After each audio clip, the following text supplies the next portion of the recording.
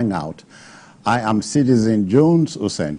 Now, today on the program, in a major breakthrough, police overpower 9 billionaire kidnappers in Lagos. NLC urges National Assembly to end slave wage, just as Trade Union Congress insists on 250,000 naira as minimum wage for workers. And later on, we'll share this with you. Witness accuses Emefiele of abusing his office, awarding CBN contracts to his personal firms. Well, I'm hanging out with a returning Babajide Kolade Otitoju, BKO for short. BKO, welcome back. Thank you. Okay. Good to be back. BKO, we are joined by gentleman Asukwa James, the boy from Akwa Ibom. Yes. Thank you, Citizen Farm. The pirated. Okay, so you see, the team is ready. I hope you are.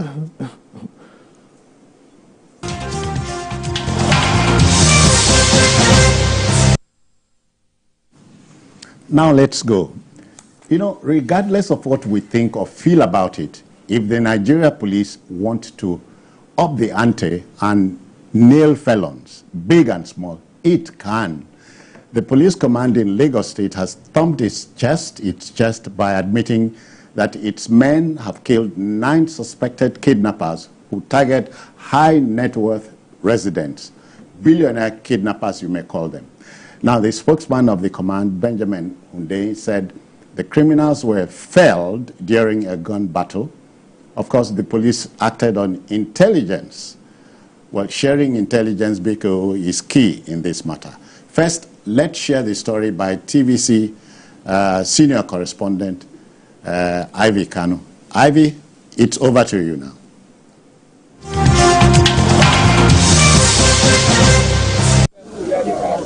The command came alive on Friday, the 5th of July, after an operation by its men on Thursday, the 4th of July 2024, in the Ladipo area of Lagos.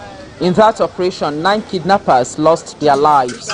There's always a set time for everyone, particularly those who chose the fast lane. They must have said goodbyes to their loved ones, not knowing it would be the last time. Not 1, not 2, but 9 suspected kidnappers met their Waterloo in Lagos. Recorded a major breakthrough. The public relations officer said kidnapping has been a source of worry to the command. Our intelligence gathering assets yielded very credible and actionable intelligence about a dangerous and very notorious gang of kidnappers planning to kidnap some high net worth individuals in Lagos. Upon receipt of this intelligence about 2 weeks ago, CP Fayade directed the command's tactical teams to commence work on it. They followed up closely, monitored dutifully, and were able to determine that the gang was going to strike yesterday in Ladipo area of Lagos State. With the benefit of this information, we were able to proactively prepare for them and more or less laid an ambush for them. The kidnappers who were caught unawares would not give up easily as they engaged the police officers in a shootout. They of course bowed to the superior firepower of the police. 9 of them were neutralized, while 2 escaped with gunshot injuries. 4 AK-47 rifles, 4 locally made semi-automatic pistols, 9 AK-47 magazines, 3 walkie-talkies, 1 POS machine, and a loudspeaker were recovered from them. Also recovered, there are 2 operational vehicles, 1 black Toyota Foreigner and a blue Lexus RX 350. Meanwhile, investigations are ongoing to arrest the fleeing suspects. It is worthy of note that the command had been on the trail of this gang for the past 8 months for their numerous kidnappings of wealthy individuals in Isolo, Okota, Ejigbo, and Ladipo areas of Lagos State. We are proud to declare that their reign of terror has effectively come to an end. He solicited support from health institutions across the state. We urge everyone, including medical practitioners, to be on the lookout for anyone with gunshot injuries and promptly inform the nearest police station or call any of our emergency numbers if they come across any. The days after that operation, the joy of the breakthrough against a dangerous gang lingers on in the Ladipo area of Lagos, where the incident took place. Gunshots, bloodstains, aftermath of an operation described by many as smooth. Behind me was actually the tent where the police officers were said to have stayed and waited for the kidnappers to come for the operation. The traders and residents said there was no sign the day was going to be that dramatic. When it started, we all thought that it was Banga. Before they could calm down and start arranging their gun, those police started firing at them. The unique thing about it is that they didn't have chance to set their gun and attack the police. So the police had a very good intelligence on ground to make sure that there was no civilian casualty. It was very serious gunshots that lasted for over 1 hour. When the whole thing was over, the police come to interview all of us around the area in case if there is anything we saw. The next thing, they said they need a vehicle, a towing vehicle, and I need to call someone for them. And I told him that they will pay him any amount they want. I didn't even know that they are SARS, but they sit together with me. But when it was around 25 to 9, they said all of us to park. Now they want to do small operation here. So I quickly park immediately. They were full of praise to the gallantry of the Nigerian police force. People stood, lined up, all the area came out. They were not clapping for them like, this is a perfect job, police, you are the best. They started greeting them. So this is just giving us the reassurance that, yes, that the police can do their job well if we give them the moral support. If they should continue like this, people start praising them. This eyewitness made a plea on behalf of the police officers that carried out the operation. All these police that do this one, I beg government to give them rank. I'm really happy for them. For once, Lagos residents and Nigerians agree that the job carried out on Thursday was an example of how information sharing, meticulous intelligence and execution can help curtail crime. Ivy Khan, TVC News, Lagos. Nigerian police is the best.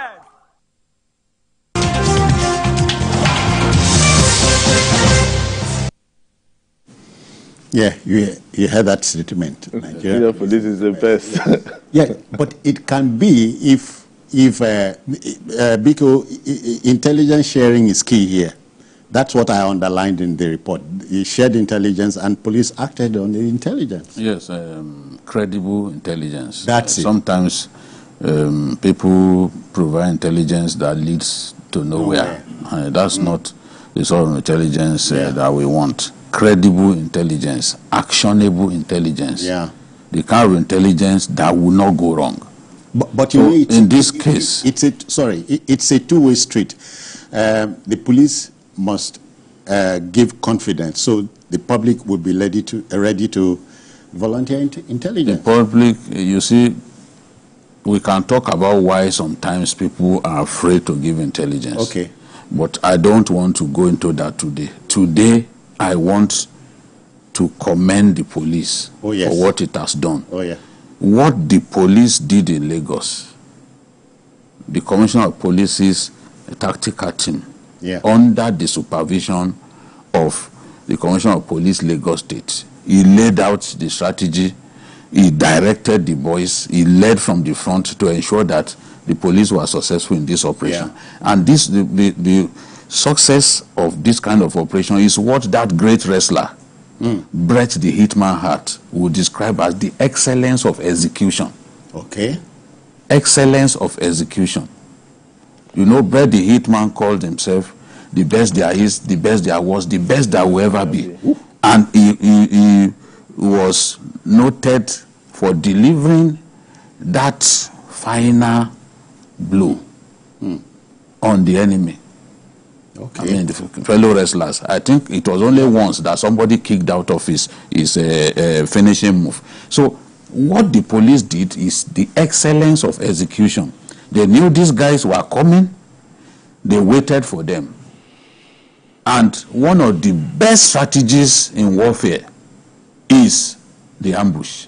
That's it. Because the ambush catches you red-handed, unprepared, unawares. Before you come out, you can see that the vehicles were riddled with bullet holes. Yeah. Before you come out of your vehicle, they already knew the vehicles that were coming. Clearly, they had geolocated these guys, and they were monitoring them every step of the way. So before they even came out of their vehicles, they opened fire. And an AK-47 will kill you even inside your car when you are fired at close range. Wow. So that is the thing. AK-47 sometimes they use to bring down aircraft if it's flying low. Yes. So it's an assault rifle. It's a solid one that is been even illegally copied in more than 100 countries. Yeah. Even in Nigeria today, they are manufacturing AK-47. I saw some of them when I went to Jos for the Army Day celebration. I saw the weapons being manufactured, and AK-47 was one of the weapons. Wow. We are manufacturing it even here. So with that kind of rifle at your disposal, and you can see the enemy, you won't allow the enemy to come out. Obviously. So when I hear, shoot out with the police, these ones, they were the opportunity of a shootout with the police was taken away from them. Not there. Yeah. Because they knew that whom are you going to have a shootout with? The enemy who has seen you and will not allow you to come out and aim your weapon. You cannot even in a classic ambush. You won't even know where the enemy is. You just see bullets flying all over. No matter how good you are as a soldier, you are susceptible to an ambush. Before you fight back, before you come out of your vehicles, they've killed so many people. Boko Haram has used the weapon of ambush successfully on so many occasions, not just against Nigerian army, but against the Chadian army. The biggest losses recorded by Chadian army on home soil was by Boko Haram, in which more than 100 soldiers were killed. The president was so happy, was so angry that the fight back was led by him, right, even into Nigerian territory. Yeah, Debbie. Yeah. Idris Deby, you know. Yeah. So because the police had sufficient intelligence, yes, actionable intelligence, they waited for the opportune moment and they delivered that killer blow on these good-for-nothing people. We cannot have a situation in which some people would want to turn Lagos to Zamfara. No. Oh, yeah. No, we won't agree. We won't. You cannot turn Lagos to some parts of the southeast. No. Because to allow that is to have a situation in which there is no part of Nigeria that we can even deem safe. When the Americans come up, meaning Nigeria. Hold on, wait. When the Nigerians come up with their travel advisory, yes, they always leave out the southwest. Go and check, because they know that is the safest part of our country. Yeah. But some people now want the narrative to change. And what we are hearing is that these guys that were taken out, the police, based on the information that the police have provided, the police even told us when these guys took $1 billion, I think late last year, from one of their victims, they took $1 billion naira. Sometimes they take ransom in foreign currency. Dollars. Yeah. You know, in tranches, foreign currency in tranches. So I'm so excited, and I'm happy that Nigerians showed their appreciation. Oh, yeah. You may see the current Lagos CP as somebody who is quiet, but he shows no mercy. Unassuming. Yes. His people told me that when it comes to dealing with these irresponsible people, he shows no mercy. And you can see he will provide everything that you want. Look at, even when we had this protest the other day, he worked with the protesters. He provided even relief. Give them pure water. And the rest of them. You know, that is 21st century policing. Yeah. It is not until you start slapping people on the streets that you do your work as a policeman. Look at what we have seen. This is a major breakthrough. We want more of this. And all that the police needs to give us more of this good news. I know some Nigerians don't like good news. Yeah. We see them on social media. Good news irritates them. Oh, yeah. But we want good news. Whether it's coming from the police or from the federal government, we don't want bad news. Bad news is increasing fuel price. We don't want that now. So let the police be provided with all that they need. Yeah, and we will to enhance their job. Yes, we'll see the results. Asuko, my trouble here is billionaire kidnappers are now tagged billionaire kidnappers. What does that tell you? Yes, it tells you that for them, for this gang that were felt, they have already turned it into a profession. You understand? And if you look at the axis that they are operating, Okota, Agoro, Palaswe, and all that area, Amu Odofi, you will know that those were businessmen. The businessmen from the southeast reside, you know. In fact, I was looking through the police records, how much and the victims were given out as ransom. Some of them in foreign currency, you know. So definitely they have seen that place is like a factory where they can just go and begin to kidnap people and then get their ransom and leave.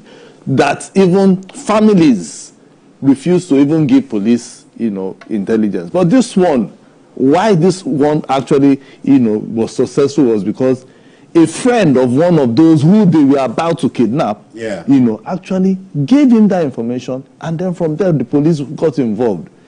And just like you are saying, the CP. I always tell people that you don't want to lose your life. Yes, don't tell anybody, don't tell the police, you know. But this one, the CP took it upon himself, looked for credible officers, selected them. In fact, I heard that he selected those officers himself and trained them himself for this operation, and it was successful, you know. And just like one of the residents said, they should be honored. They should be honored publicly. We will carry that when they are going to give them these medals. We will carry the news. You know. But it's a two-way street, you know. So let me speak like the bystander. Police must make it possible for intel, you know, intelligence to be shared without the fear of... of course. When once you keep having successes recorded like this, Nigerians will be willing, you know, to give intelligence to the police. You know, when once this happens, you know, Nigerians should also expose and say, okay, look, we gave them this particular information, and this is what happened. There's nothing bad, you know, if they do that. Because we know there are bad eggs everywhere. You know. But this one, how they were able to conceal it, and even Ivy was even trying to even tell me how people were saying that they heard, but they didn't know what it was. You know, people, they just came and they told them, keep quiet, lock your shop, leave that place in so time. This is what is going to happen, and they didn't say anything. You know, so that is justice. So if police keeps, you know, getting this, you know, for successes, Nigerians will be willing to give them that information. So, it's important for us to explain why they are called billionaire kidnappers. And they are not the first billionaire criminals in the country. In recent history, Evans. Exactly. Before then, there was a gang of armed robbers that were actually billionaires. You know, you remember there was a cover story of Tell magazine that they called those guys billionaire armed robbers. They were eventually wasted, but when they get into your home, the kind of money that they will take from you, and they were very successful. It was suspected too at that time that they had people connived with them. Within the police, and they actually attacked a newscaster. Remember, we won't mention her name, but they attacked the newscaster. It was one of their last operations at that time. My colleague, I remember her. Yes, one of the best newscasters Nigeria ever had. They attacked her in her home. So, those remember Orubebe, who headed SAS here in Lagos. So. Now, these guys are known to have collected ₦1 billion from a particular victim. And when you put into cognizance the kind of money, there was another victim that they collected 100 million from. When you put all of that together, you can see why the press describes them as billionaire kidnappers, because they will have made money in billions. Over the and the temptation, the 8 months. Temptation is there. Don't leave this job. It be like say this. No, you see because their case reminds me of a man that was kidnapped in one of the northwest states. They came all the way from the southeast to kidnap that very rich man, and because they denied him access to his drugs, he died.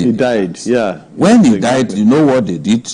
They went and dropped his remains in the corridor of an hospital, the walkway leading to from section to section, an hospital. You know how it is now. They dropped the man there and told the family to go and see him. They gave the impression that they had released him. Meanwhile, they collected ransom, only to give them the remains of the man. You know, so they came all the way. If people are scared to go to the southeast, is that why some people will come to Lagos to come for them? That's why the police must stand firm here in Lagos and say, no way. Don't turn Lagos to a place where kidnapping festers. They're not going to allow that. So kudos to the CP Fakwade and his boys for the excellence of execution. BKO, I won't let me rub this in. I give kudos to that senior police officer who rejected a 150 million naira bribe, if you remember. Just a week. In Kano, the one in Kano? There was one in Kano that... I think there's another one recently. There's another one recently. There are people in the police. See, there are people in the police who will never take a bribe from anyone. That's it. That's it. You know, we've talked about some of them in the past. You know, the female Adeoyes of this world. You can't bribe them. There are people in the police who will never take a bribe. No matter what you call the police, you can call them names. But within the police, there are people that you can't bribe them with a woman, you cannot bribe them with money. Cash. Because sometimes if we chase people and they say, he likes women, they send women. There are people in the police that you cannot tempt with a woman and you cannot bribe them with money. I know that there are still people like that. Let's not, somebody posted something on Facebook and he said, everybody in the police is corrupt. I said, you must be very stupid. How can you say everybody in the police is corrupt? It's just like saying every journalist is a bribe taker. It's rubbish. So, but we wish the command very well. And